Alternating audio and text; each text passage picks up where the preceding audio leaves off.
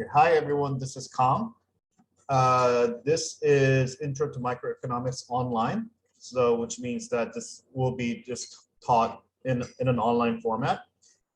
So in this course, you're going to talk mostly about microeconomics. So we're going to talk more about the problems from the household. We're going to talk the problems of the firm. I think these two will be the main topics for this summer, because given the time we have, I don't think I can cover a whole lot of material, but I'm definitely going to try to cover at least the problems of household and firm anyway. So that includes the problem of demand and the problem of supply. So I'm definitely going to cover those. So I'm looking forward to teaching you this summer, and this is going to and I'm going to try to I'm going to try to upload a set of videos to help you guys understand the material. So this will be the first one. So this one is about, what is economics, what is scarcity, which is actually a very important concept in economics. Then I'm going to talk about the circular flow and the types of economics, I think, at the end. So let's get started here. Make sure that the material is good to go. So here you go.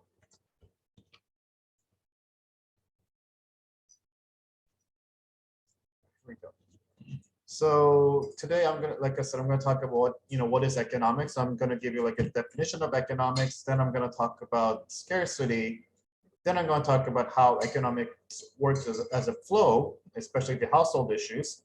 And then I'm gonna talk about the types of economics. Then I'm just gonna summarize what we talked today from this video. So what is economics? So these are often stories that we hear on the news. So we're hearing a lot of stories about the gas prices going up recently. Back when I actually first wrote this lecture notes, it used to go from like $2.95 to $3, but now that's no longer the case. It's like at least $4 for gas. And then there's also, you get to hear stories about raising the property tax rate or income tax rate. So, and then you get to hear about how this affects us. So that's kind of a story that we hear in economics as well.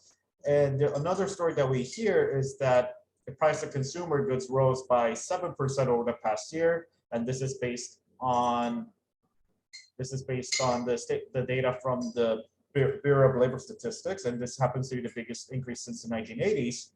So we actually get to hear a lot of stories about how the prices have gone up and how taxes have been increased. So how does it affect us? So we actually get to hear it a lot. So what that means is that we actually cannot get away with these news.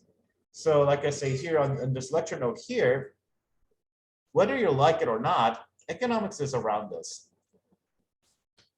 So what is economics about? Then some silly ways to think about it is that, should I invest in a Bitcoin to think about, how much profit that I can make? Or we could also think about, hey, what are some decisions that I can make right now to earn, let's say 100K in 30 years. So by the time I retire, I want to have at least 100K. So how much should I put it in my account now? So that's something that you can think about. And you could also think, oh, this is a really stupid one. You could also think about, what could I really do to increase my YouTube subscribers if you have to have a YouTube channel? But economics is really not about making tools to make you really rich, nor, as I put in a joke here, nor does it really talk about how to make a viral YouTube video. So what it is at the end is come down to making the best decision out of the limited resources we have. So on point number one, I say that economics is a study of how to make the best out of limited resources that we have out here. So another way to look at it is that economics is a study of how humans, companies, and government make decisions given the presence of scarcity. So the second point is actually important, because we learned that economics actually encompasses all these issues. So he talks about the decisions of individuals, family members, firms, and government. But in this course, we're going to talk mostly on the issues of individuals and firms. So you can see that economics as a whole covers everything. So what is scarcity? So scarcity actually is a fancy word for the lack of resources that are available to us.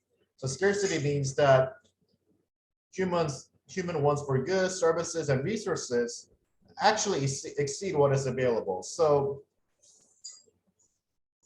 in really simple terms, scarcity means lack of resources. So even though there's like an infinite amount of need out there, infinite amount of want out there, there's only few that is available to us. That's what it's trying to say. So what are some examples of scarcity in terms of resources? Well, time is one of them. We only got 24 hours a day, so time is a scarce resource. Money is scarce because we don't really have a cash. We don't really have 100K or 10K in our in our wallet every day. Number of workers is also a scarce resource because companies cannot actually have infinitely many workers.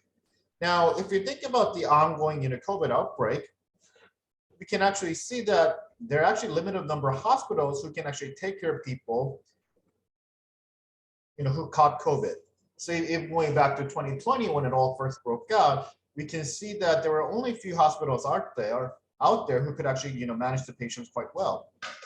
That's also an example of scarcity because there's only limited resources out there that is available to us to help us. Now, the scarcity enforces one thing. The scarcity actually enforces us to make the best decision possible. Now, how do I make the best decision?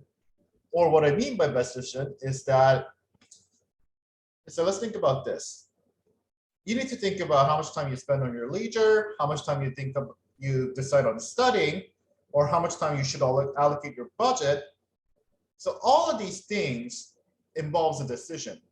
So given that you don't really have a whole lot of time out there, a whole lot of money for you, you got to make the best decision at the end. And even for like a company's perspective, you got to think about how much capital and labor does a computer company like Dell need to make a new PC. So that all involves a decision. So in this semester, in this summer, we're going to try to look at both the individual's perspective of making decisions and the firm's perspective of making decisions as well. So how does an economy run? So this is a chart that I got from one of the textbooks. Again, you guys don't need to get a textbook. So this actually is a really famous circular diagram. So this actually is a representation of how household and firms are tied together in an economy. So if you're looking from the household, you can see from the lower half of the circle that the household actually make a payment and provide labor services to firms. So in return, firms actually give goods and services to household, and as a part of the firm, as a part of responsibility of the firm, they actually pay you with wages and salaries and benefits. So you can see there's like a two-way interaction there. Households actually give labor services, so you actually work for them, and then you pay for the goods, and in return, firms actually give you back a product that they make, and they give you back with a salary. They compensate you with the salary. So you can actually see this like two-way interaction here. So what can we conclude from this diagram is that, again, firms actually provide goods and services to household, and households actually purchase those goods and services produced by the firms. And households actually provide labor services to companies, and in return, firms that actually provide wage and salaries and benefits back to households. Now the question is, does it always have to be a circular one? The answer is no. You don't have to actually make this as circular, but the important thing is that there actually is a flow of goods and services that is going on between them. And in order to make this flowing, we got to think about money. So what I mean by money is that wage and salary is a type of money, and payment for goods and services is also a type of money. So if there is no money involved in this diagram, it cannot work. So as I said earlier, we're going to talk about microeconomics this summer. So in general, economics is a combination of microeconomics and macroeconomics. And in this summer, we actually focus on the micro side. Microeconomics is defined as the branch of economics that focus on the actions of particular agents within the economy. So we're going to look at the problems of the household and business firms. And if you think about the prefix micro, it actually attributes to the fact that this field of economics actually looks into household and companies. So at the end of the day, we're looking at a small subset of economy.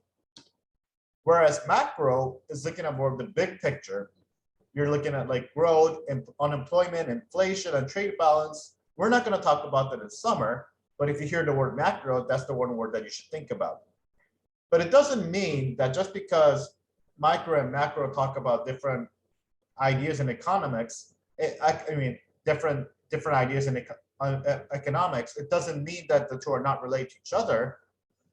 If there is a macroeconomic that happens in the world, it could also happen a microeconomic decision as well. So it doesn't mean that the two are not related to each other.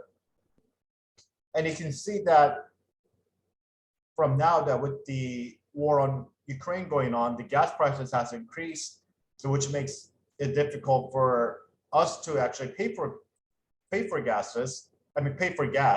I should say. So you cannot say that the two are not related.